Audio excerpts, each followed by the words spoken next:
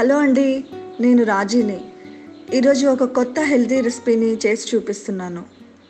దీన్ని blood sugars control చేయడానికి, indigestion ప్రాబ్లంకి, హార్ట్ డిసీజ్కి కూడా యూస్ చేస్తూ ఉంటాము.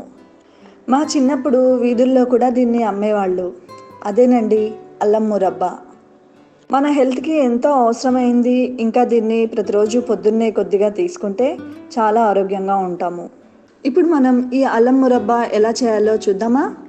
దీనికోసం నేను అల్లంని బాగా శుభ్రంగా కడిగి చెక్కు తీసి చిన్న చిన్న ముక్కలుగా కట్ చేసుకొని 1 కప్పు అల్లం ముక్కల్ని తీసుకున్నాను. ఈ ముక్కల్ని నేను మిక్సీలో వేసి బాగా మెత్తగా పేస్ట్ లాగా గ్రైండ్ చేశాను.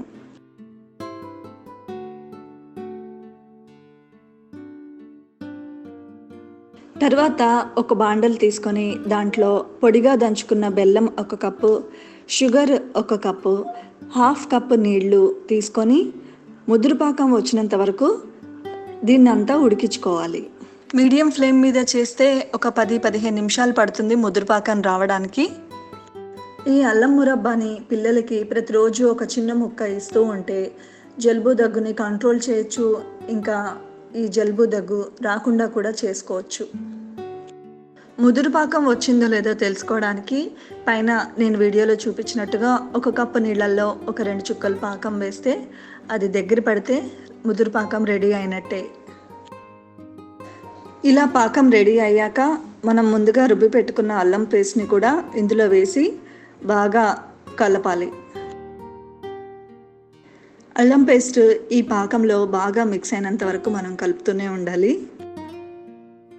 మనం ఇలాగా మిక్స్ చేస్తూ ఉండగానే అల్లంలోని నీరంతా బయటికి వచ్చి పాకం కొంచెం పల్చనవుతుంది. లో ఫ్లేమ్లో ఇలాగే మనం ఒక 15 నిమిషాలు కలుపుతూ ఉంటే పాకం కొద్దిగా చిక్కబడుతుంది. అప్పుడు స్టవ్ ఆఫ్ చేసేయండి.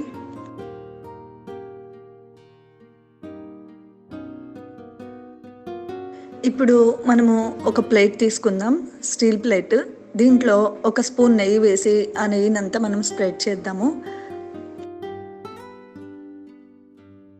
ఇలా ప్లేట్కి నెయ్యి రాసి మనం ఇందులో పాకం పోయడం వలన పాకం ఆరిన తర్వాత మనం తీసేటప్పుడు ప్లేట్కి అంటుకోకుండా ఈజీగా వచ్చేస్తుంది.